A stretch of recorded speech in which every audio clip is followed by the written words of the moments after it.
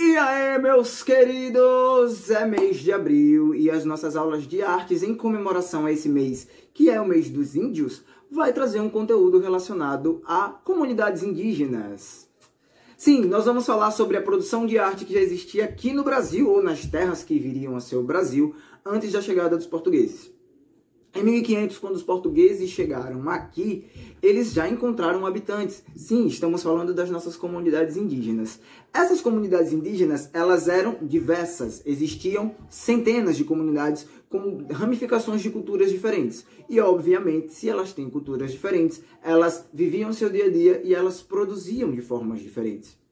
O que os portugueses vão passar, tanto para a coroa portuguesa quanto para todo o restante da Europa, é que as comunidades indígenas, ou as comunidades que existiam aqui na terra que eles tinham acabado de descobrir, não tinham nenhuma cultura desenvolvida. Nós hoje sabemos que isso é mentira, mas isso validou com que os portugueses pudessem se tornar os colonizadores aqui da região.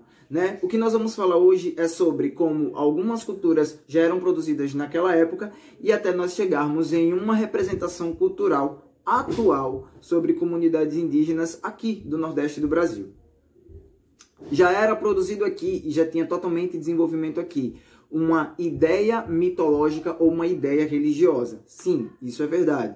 Todas as comunidades indígenas, elas já tinham um ideal religioso, eles já acreditavam, já existiam mitologias, assim como em todas as comunidades ou sociedades na história do mundo.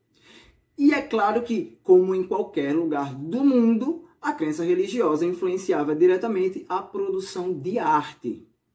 Primeiro vamos falar sobre as cerâmicas marajoara. Né? Essas cerâmicas elas já eram produzidas principalmente pelos povos marajoara, ou seja, aquela ideia de cozir o barro para transformar em cerâmica, que tinha se desenvolvido lá na Mesopotâmia, aqui também tinha se desenvolvido. E sem contato com aqueles povos. Então, temos aí já uma prova da existência da cultura aqui, certo?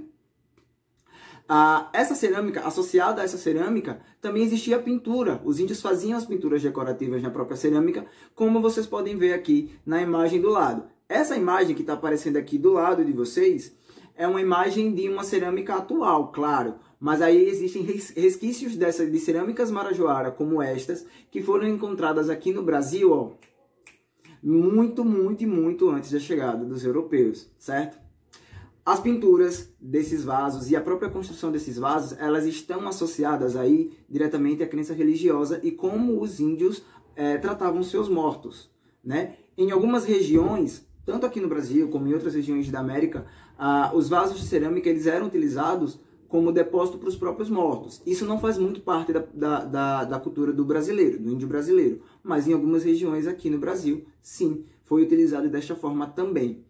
Normalmente as cerâmicas elas eram fabricadas aqui como utensílios domésticos, assim como nós usamos hoje vasilhas, panelas. Essas cerâmicas eram utilizadas aí no transporte de água e de alimentos, certo?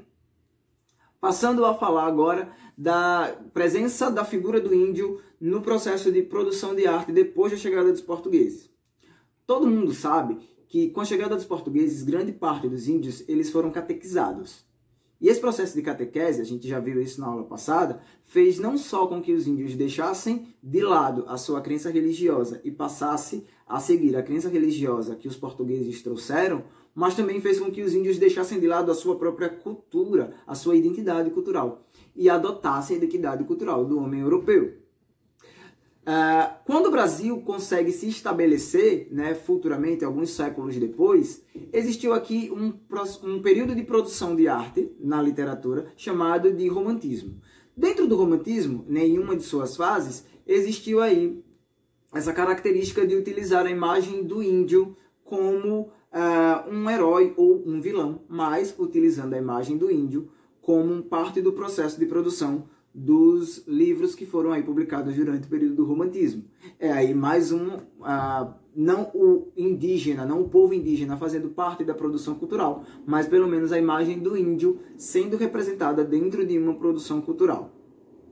E aí chegamos no terceiro ponto, né, de representação, no terceiro exemplo de representação cultural, que é o que eu mais queria falar para vocês.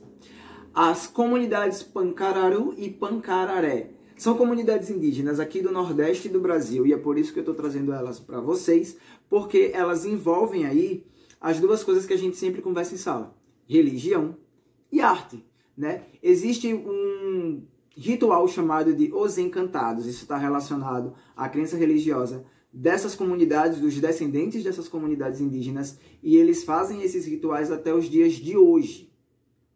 O que nós vamos fazer como atividade relacionada à comunidade Pancararé, lá da Bahia? Eu vou deixar um link para vocês assistirem, tá? Um ritual, é um pequeno documentário de 4 minutos a 7 minutos, eu não tenho muita certeza, mas não passa de 7 minutos.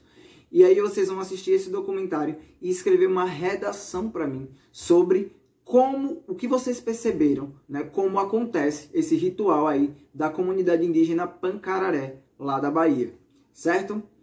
Volto a entrar em contato com vocês para a gente marcar a data de eu pegar e receber esse material de vocês. Vocês só precisam fazer tudo no caderno. Copiem no caderno, lembrando, uma redação sobre o que vocês observarem do ritual Os Encantados da comunidade Pancararé. Anotou no caderno, fotografou, enviou num vídeo e aí eu faço a correção junto com vocês. Certinho? A aula de hoje, mais uma vez, foi uma aula mais curta. Vamos nos preparando aí para as próximas aulas, porque eu estou começando a preparar um conteúdo um pouco mais vasto para vocês. Falou, até mais, tchau!